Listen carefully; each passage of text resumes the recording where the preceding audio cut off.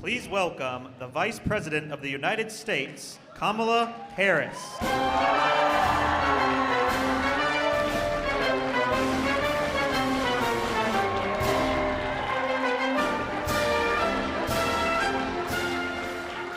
Hello, North Carolina. Oh, it's good to be back. It's good to be back. Please have a seat, everyone. Please have a seat. So before I begin, I will say a few words on the terrible accident in Baltimore this morning. I know we are all praying for the families of those who are missing and all those who have been touched by this tragedy. I spoke with the governor of Maryland this morning, and we have directed the federal government to use all the resources that are available to assist with the search and rescue, to reopen the port, and to rebuild the bridge as quickly as possible. And of course, I know we all will stand and continue to stand with the people of Maryland.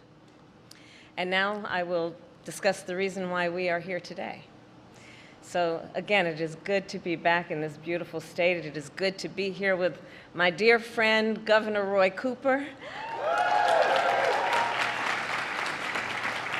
Governor Cooper and I served together as attorneys general. And so I have known his work for many years, and I will tell you, no one fights harder for the people of this state than Roy Cooper. Yes. I also see your extraordinary Attorney General, Josh Stein, who is a powerful, powerful defender of our most fundamental rights and freedoms. And thank you, Josh, for all your work. And to all the leaders here today, thank you. So we here agree that access to health care should be a right and not just a privilege of those who can afford it. Yes. And guided then by that fundamental belief, over the past 3 years, President Biden and I have made health care more accessible and more affordable for millions of Americans. We cut the cost of prescription drugs for millions of seniors. We expanded access to Medicare and Medicaid. We made the largest investment in youth mental health in history.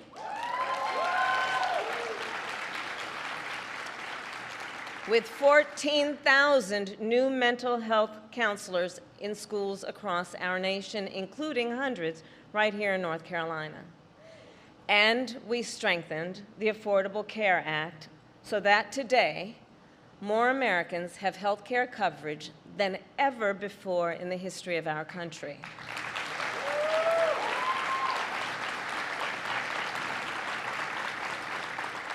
As you have heard and know, 14 years ago, when he was vice president, Joe Biden helped pass the Affordable Care Act.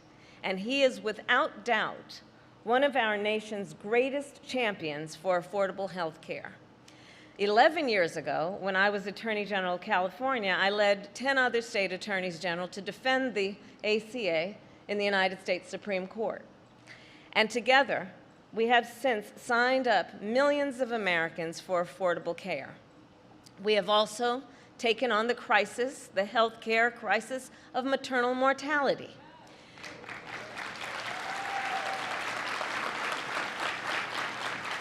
Because in the 21st century, in the United States of America, it should not be the case that women here die in connection with childbirth at a higher rate than women in any other wealthy nation in the world. That black women are 3 times as likely to die in connection with pregnancy. Native women twice as likely to die in connection with pregnancy. Rural women 1.5 more times as likely to die. It is also the case that one of the most significant factors that contributes to this crisis of maternal mortality is that millions of women in America do not have access to adequate postpartum care. In fact, when we took office, in most states, women on Medicaid were only entitled to 2 months of coverage for postpartum care. 2 months. And only 3 states, when we took office, only 3 states in our nation offered 12 months of postpartum care. So many of you know how I am. We came in and I said, okay, let's issue a challenge, which I did, to every state in our nation. Extend postpartum Medicaid coverage from a measly 2 months to 12 months. And I am proud, North Carolina, to report so far a total of 45 states have now completed that challenge, including North Carolina. And Governor Cooper, thank you for answering the call.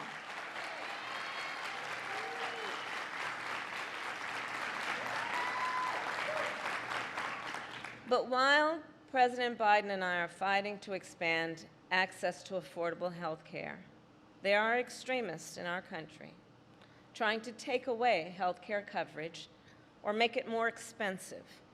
Extremists who want to take away coverage from our seniors by trying to cut Social Security and Medicare. They want to take away coverage for working families by trying to gut Medicaid. And they want to take away coverage from people with pre-existing conditions by continuously trying to repeal the Affordable Care Act. And across our nation, extremists attack a woman's access to health care and reproductive health care. They have proposed and passed laws that criminalize doctors and punish women, laws that threaten doctors and nurses with prison time, even for life, simply for providing reproductive care. Laws that even make no exception for rape or incest. The result is a health care crisis with real harm.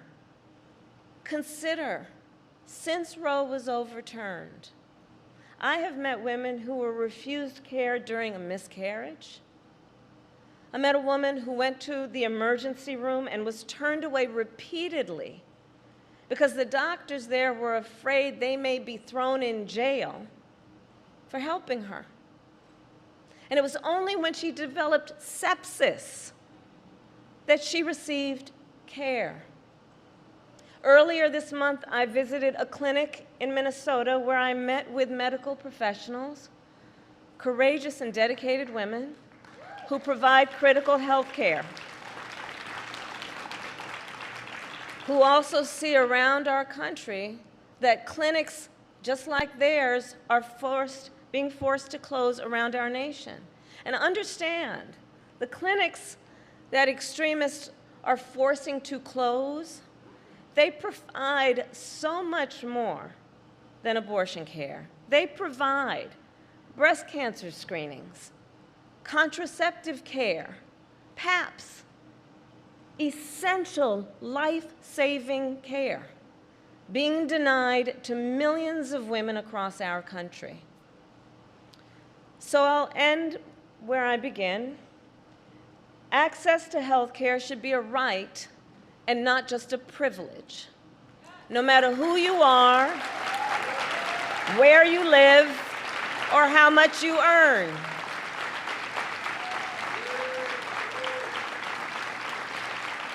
And President Biden, with your support, will continue to make sure that everyone in our country has the health care they need. And now, to say a few words about the profound impact that access to affordable health care has on a family, please join me in welcoming Lori Kelly. Lori.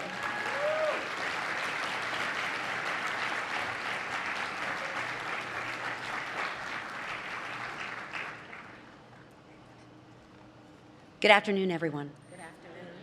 My name is Lori Kelly, and I am from Harrisburg, North Carolina.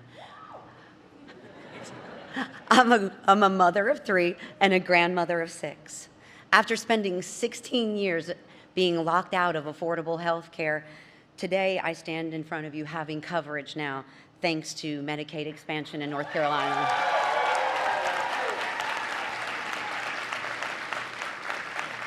In 2008, I was diagnosed with a progressive eye disease. It affects everything in my daily life, from driving to reading to working. And no health insurance meant no regular checkups for my eyes and no access to care if I got sick and nothing to be done if I had an accident. And indeed, an accident happened to me in December. I hurt my finger and I got a terrible infection. I was really scared because emergency care and surgery that was necessary for me was not in the budget. And it was right then that I found out that I qualified for Medicaid. Right in the nick of time, I found out through an email, and I thought it was a hoax. But it was true. And it was because of the Affordable Care Act and the closing of the gap, which President Biden, President Harris, Governor Cooper, and many others worked to make a reality. And today, here we are with something to celebrate. Because of Medicaid expansion and the tireless advocates who worked to close the gap, now I don't have to worry about how I'm going to have to pay for surgery or the routine care that I need. I have peace of mind now. I often say that I feel like I got the keys to the kingdom, and I know that there are millions more like me with similar stories. I am truly grateful for the blessing that this is and continues to be for myself and for so many others, which is why I am honored to introduce to you someone who has been fighting for people just like me. Ladies and gentlemen, the President of the United States, Joe Biden.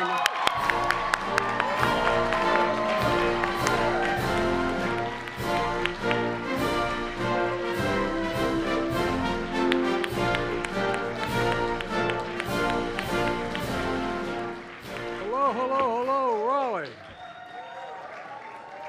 Please, all have a seat. Thank you. Thank you, thank you, thank you. Please, thank you. Lori, thank you for the introduction and for sharing your story with us.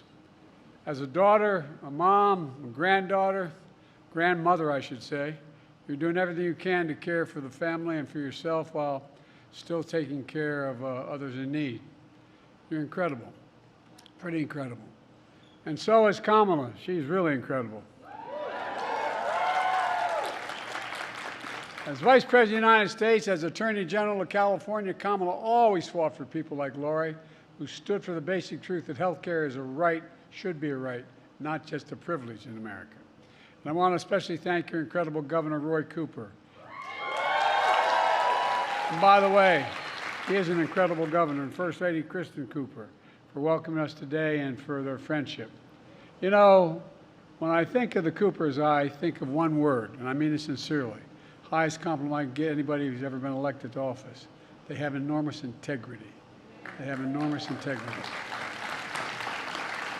Because Roy Cooper never gave up, North Carolina finally expanded Medicare coverage, which already is helping 400,000 North Carolinians so far.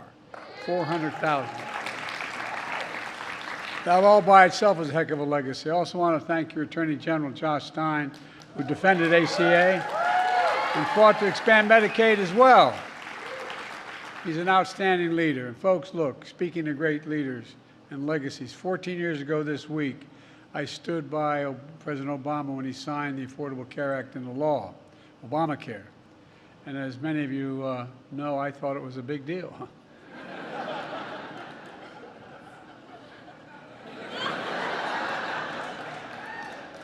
Thank God my mom wasn't around. Well, look, even as it's even a bigger deal today. The Affordable Care Act is the most consequential health care since Medicare and Medicaid, and that's a fact. It was always about millions of Americans lying in bed, staring at the ceiling at night, wondering what will happen if I lose my insurance. I'll never forget my dad came home one day. We lived in a 3-bedroom house with 4 kids and a grandpa living with us, and my bedroom wall backed up to where they were, and I could hear my dad was restless as hell. I couldn't understand why. And the next morning, I was 14 years old. I asked my mom, what's the matter? She said, well, he just lost his health insurance. The company he worked for no longer is paying for health insurance.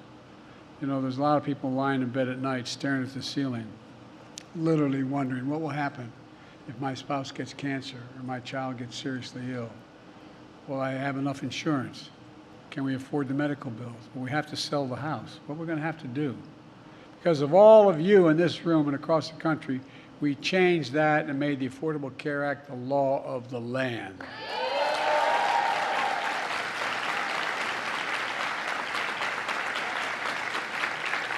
But Donald Trump and his MAGA friends are, if nothing but persistent. They've tried to repeal it 50 times, not a joke, 50 times they've tried to repeal it. But we stopped them every time. And now they just released the budget again. 120 or 160, I'm not sure how many of the House members put out their budget for next year. They want to get rid of the Affordable Health Care Act again. But I got news for them. We're going to stop them again. Look, Kamala and I have come back to North Carolina to celebrate the ACA and to remind all of us we can't take anything for granted. Just think back before the ACA.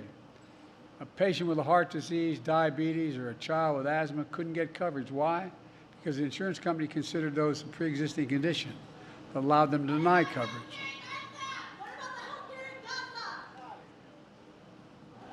Everybody deserves health care.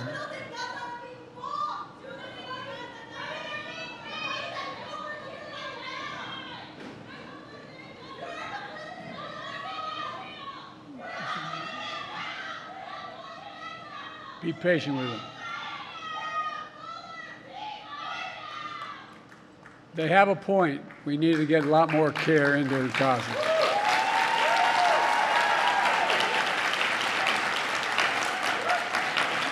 But folks,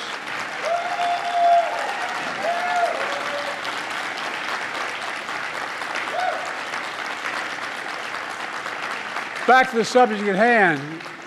Even pregnancy was considered a pre-existing condition. Do you all know that? Well, for all the young people out there, before ACA, you could kick off your parents' health care plans before you turn 26, just as you're heading out on your own. A lot has changed. For so many other people, they couldn't leave the dead-end job or start their own business because they couldn't risk losing the health care they had where they were. And imagine this, prior to the ACA, many insurance companies imposed lifetime caps on how much coverage your insurance policy would give you, lifetime caps. That meant a cancer patient could be halfway through chemo when they reached the cap and their insurance cut out.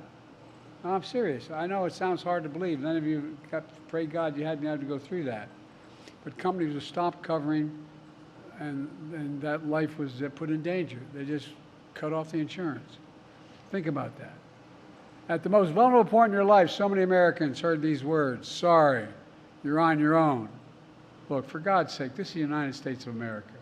We're so much better than that. And that's why the Affordable Care Act is so important and why Kamala and I are making it stronger than ever before. Folks,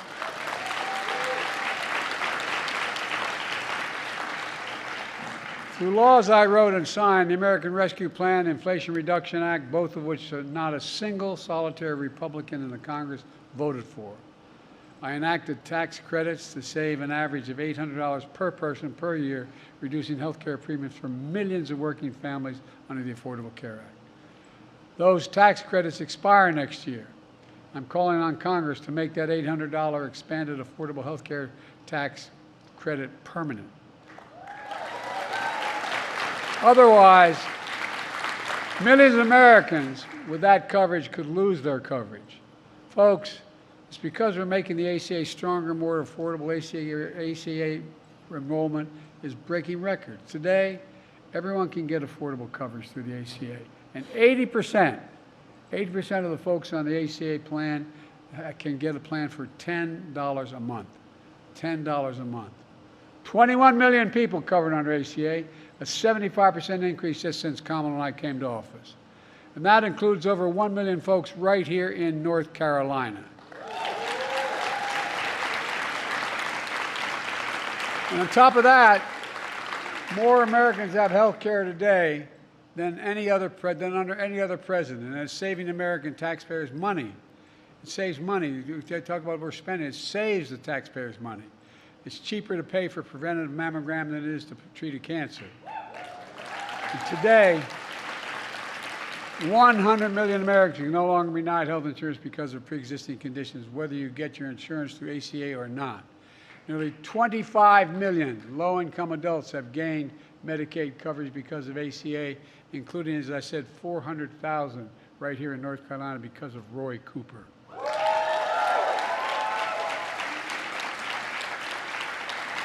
And common law are making health care more affordable and accessible in other ways as well.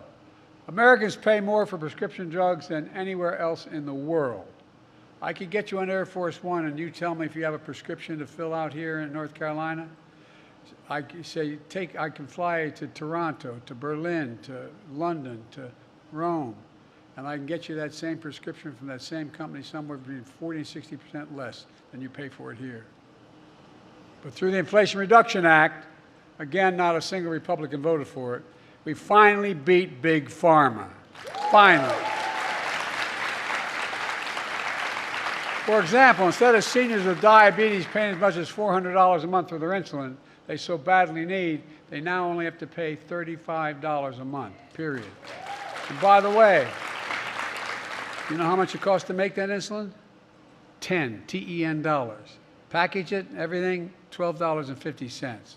Folks, I want to extend those savings to everyone who needs life-saving insulin, whether you're a senior or not. Everyone. Everyone. Folks, and it saves the American taxpayers money. Guess what that one little act did when we passed it? It saves the American taxpayers $160 billion. $160 billion. They no longer have to pay $400, they pay $35, among other things. Folks, for people who have talked about giving Medicare the power to negotiate lower prices for prescription drugs than federal government pays, just like VA pays, I've been fighting for that since and the Congressman and I fight for that since we were almost kids in the Congress. Well, guess what? We finally got it done. Now, that's not just saving seniors money. As I said, it's saving taxpayers. And the federal deficit is down by $160 million bucks for the next 10 years. Medicare no longer have to pay exorbitant big prices. Because of the law I signed, Medicare is able to continue to negotiate lower prices for some other of the costliest drugs. For example, for heart disease, for arthritis. Now it's time to go further and give Medicare the power to negotiate lower prices for even more drugs over the next decade. This, along with other nations and other actions we've taken, but this first time for us, will not only save lives, it's going to save the taxpayers an additional $200 billion on top of the $160. This saves money, Because the law I signed starting next year, we've capped total prescription drug costs for seniors on Medicare at $2,000 a year, no matter what the total costs are. Even for expensive cancer drugs, it costs $10,000, $12,000, $14,000, $15,000 a year. It's going to be capped at $2,000 a year and save a hell of a lot more money as well. And folks, I want to make sure that's available for everyone. That's my objective in the second term.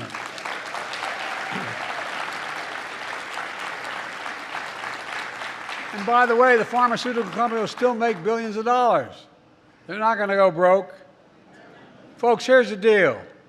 My predecessor and MAGA Republicans in Congress have a different plan. Let's remember, 4 years ago this month, we saw how my predecessor didn't care much about science and reason. During the pandemic, that went on to claim 1 million American lives. And for every life claimed, it's estimated there's between 8 and 10 people left behind. Trump didn't level with the American people.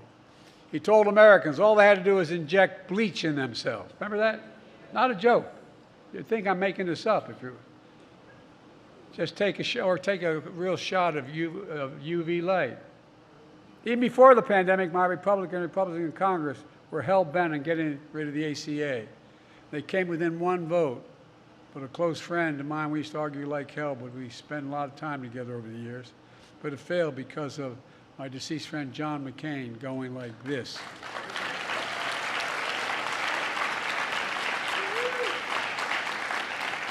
But even during the deadly pandemic, Trump and his MAGA friends in Congress wanted to get rid of the ACA, kick millions of Americans off their health insurance.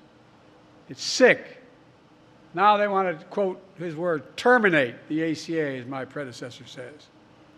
If that ever happened, we'd also terminate a lot of lives as well. But we're not going to let that happen, are we? We're not going to let that happen. Here's what it would mean. if they get rid of the ACA. Because of Donald Trump and his MAGA Republicans in Congress, 45 million people nationwide would lose their health insurance, including 1.4 million right here in North Carolina. 100 million Americans with pre-existing conditions, from heart disease to asthma, could lose their protection as well. And millions of young people, like a 20-year-old kid who just graduated from college, could get kicked off his parents' plan because they can't stay on until age 26 any longer. Trump and the MAGA Republican officials want to take us back where cancer patients were cut off from insurance halfway through the chemo because they reached what they call their limit and what they're willing to pay, the insurance company. They want to take us back when women could be charged more for health care and preventive services like mammograms, and they'd no longer be free. And I'm serious, this is what, if you didn't know any better, you think I'm making this stuff up. But they aren't stopping there. MAGA Republicans in Congress just proposed a plan to get rid of the power of Medicare to negotiate lower prescription drugs, which could drive the cost of insulin back to $400 a month instead of $35 for seniors, and so much more. They plan to slash Medicaid as a result. They could close out 100 rural hospitals, hundreds of rural hospitals. You know how these rural hospitals make it? They make it because of the health care plans that are made available through the ACA. That's how they can afford to stay open.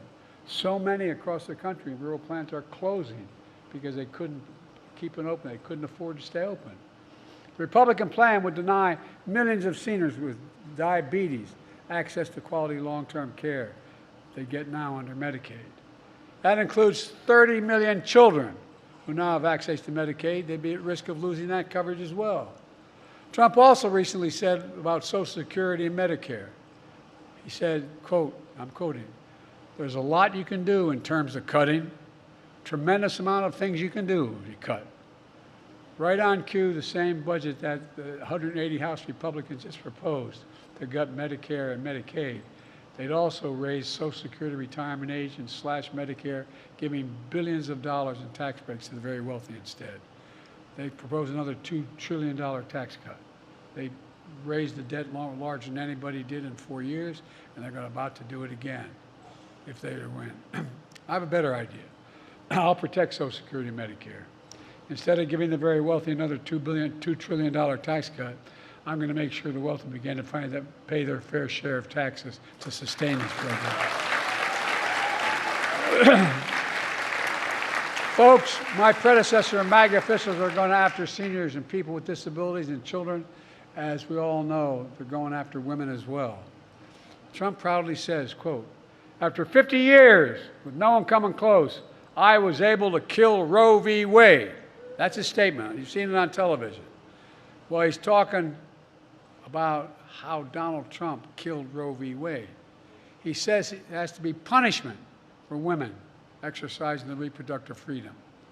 Trump and MAGA Republicans are responsible for the chaos that followed, and they're now calling for a national ban on choice for every state, in every state, not just what is in law now. On top of that, just this morning, the Supreme Court heard a case to gut access to medication that was approved by the FDA 20 years ago to give women a choice. Folks, if America sends me a Congress that are Democrats, I promise you, Tom and I will restore Roe v. Wade as the law of the land again. We will.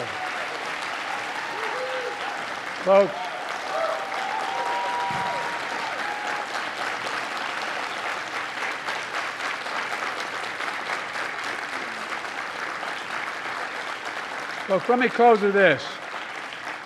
History is made when you decide there's a greater risk in doing nothing rather than doing something when it comes to the health and well-being of the nation. Through the leadership of President Obama, we made history in the Affordable Care Act. While there are those who want to take us back in time, all of us together are determined to move us forward. And here's the future I see. I see a future where we defend democracy, not diminish democracy. I see a future where health care is a right and we restore the freedom to choose and protect the freedoms and not take it away.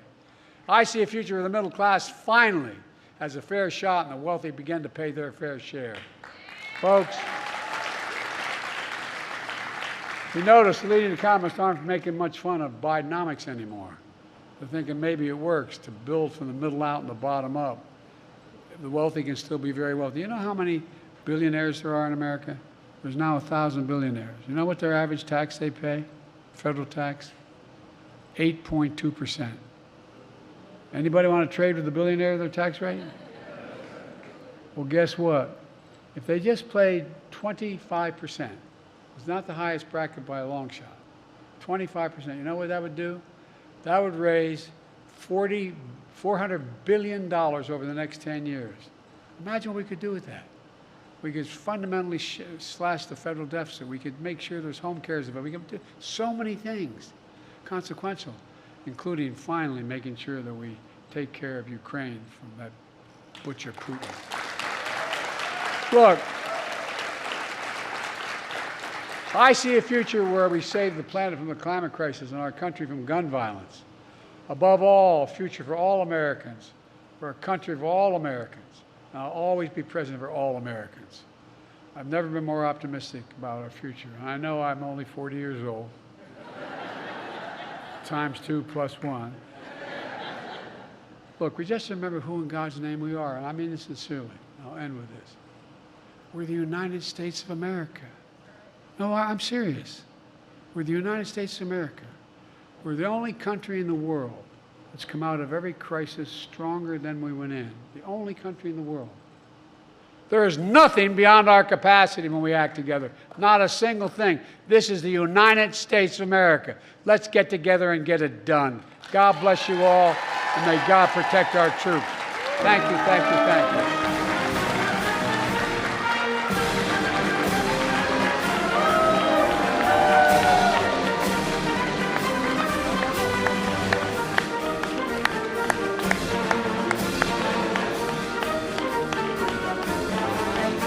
This is the guy right here. One of the best governors in America. All right. Oh, there you are. I'm wondering where you are. Thanks, everybody. Every time I'd walk out of my grandfather's house up in Scranton, he'd yell, "Joey, keep the faith." And my grandmother would, "No, Joey, spread it. Let's go spread the faith, guys." Thank you.